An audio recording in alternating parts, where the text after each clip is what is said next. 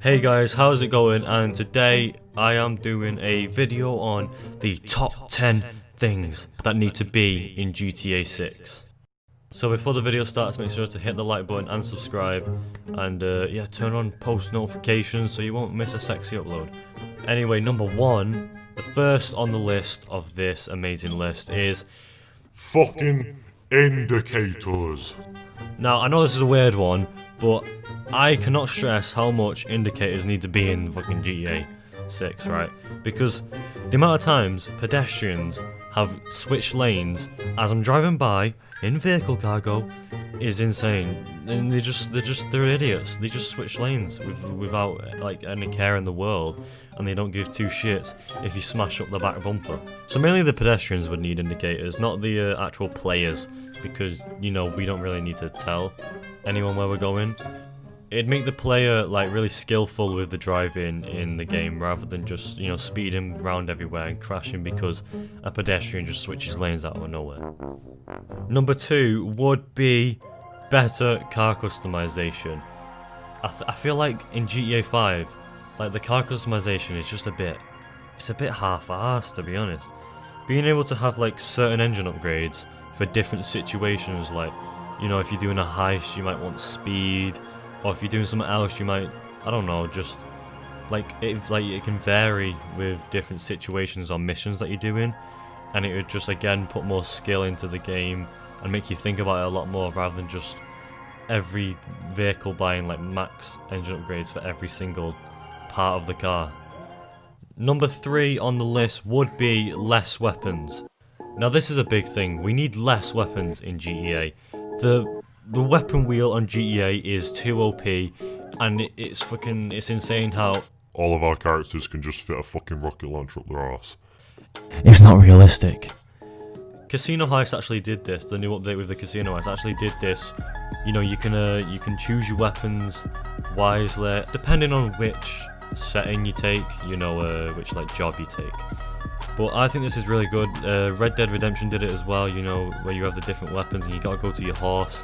Like maybe you have to go to the trunk of your car to get your different weapons and stuff, and the trunk of your car can only fit so much. I don't know, I just feel like it would be so much better. And again, it just varies and it just determines skill rather than just being able to buy every fucking thing and have rocket launchers on hand along with miniguns and snipers and stuff, and it just kind of ruins the aspect of GTA, to be honest. Number 4 would be better mini games. Now, GTA is fun and made to like blow shit up and run away from the cops and basically be Grand Theft Auto. But, you know, some of the mini games can be like pretty fun to play with your friends and stuff, or maybe play on your own if you want. But there's some in GTA that are just so fucking shit. Like golf, for example. I've never had so much stress and boredom put together in my life. It's so bad. So I've actually prepared a list. It's a little list, but just some ideas of what mini games could be in GTA 6. So we could have fight clubs. Fight clubs would be sick, where you can bet money on who would win, or like bet money on yourself. I don't fucking know how it works, but you get how like a fight club would work. Bowling, you know, who doesn't love a good little bit of bowling? Free mode street races would also be a good one, where you can just activate like free mode street races and maybe like get the cops on you or something. I don't know, but you know, but then if like the first one to get to the end wins a lot of money, just in free mode rather than having to like start up like a mission or anything. And for the final thing, Jenga, because why not? Number 5 on the list would be better fighting. Alright, now this is a big one. We can all agree that GTA's fighting isn't up to standard of what anybody fights like. Red Dead Redemption 2 made this like really good.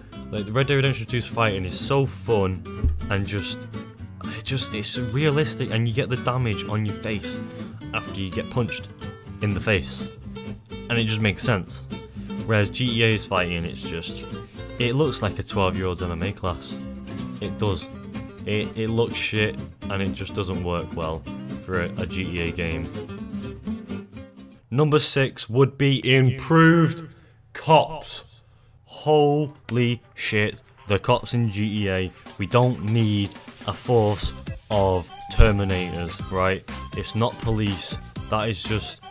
Why do the cops in GTA, why are they so bad? Why did they get this so wrong?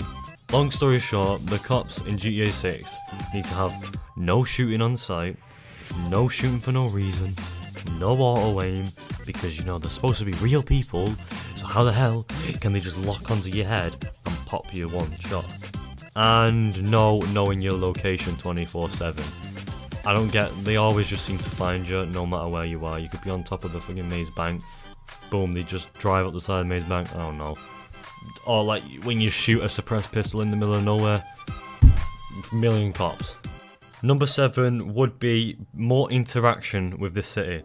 Alright, so this is a big one. Again, with Red Dead Redemption, it did this, obviously not with a city, but with the map.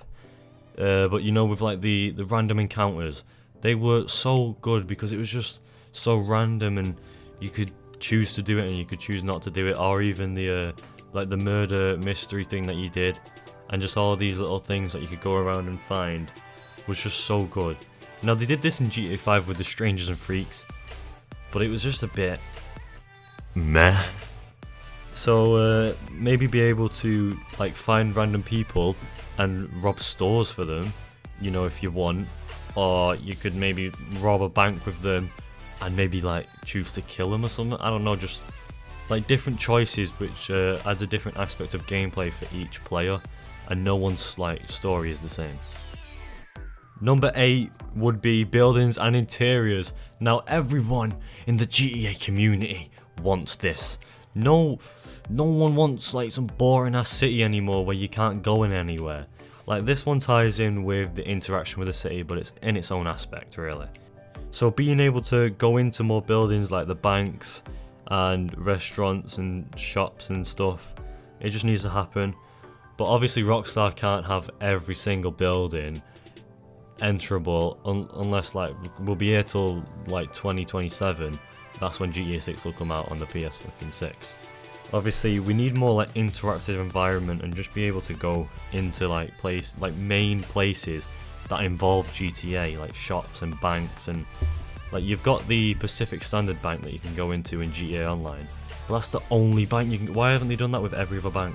This also applies to the GTA Online interiors, and just no more reusing interiors for every fucking building.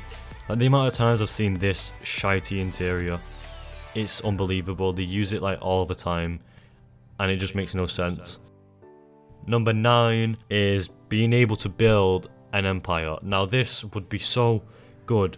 It gives the story an actual motive at the end of the main story. Now, you know, story mode is boring as fuck on GTA 5 once you finish the actual story mode. All you've got is these shitey fucking like shops that you can't do anything with. You buy them but you can't enter them, and they give you like a shitty annual salary, like you work there. Bro, you just robbed a fucking bank for like 10 million. I don't need some like £4,000 a week salary. So yeah, just being able to build an empire throughout the story and hold on to that at the end. You know, maybe if you don't do the drug selling and stuff, you maybe like lose respect and you could be overthrown and you gotta build it up again. It just gives you an aspect to keep carrying on with the game for longer. And now finally, number 10 would be male and a female protagonist, right? So this is a personal opinion. I think it's a sick opinion. It would be amazing to have a female and a male protagonist, maybe in like a relationship or something, like the Buddy and Darling from Baby Driver.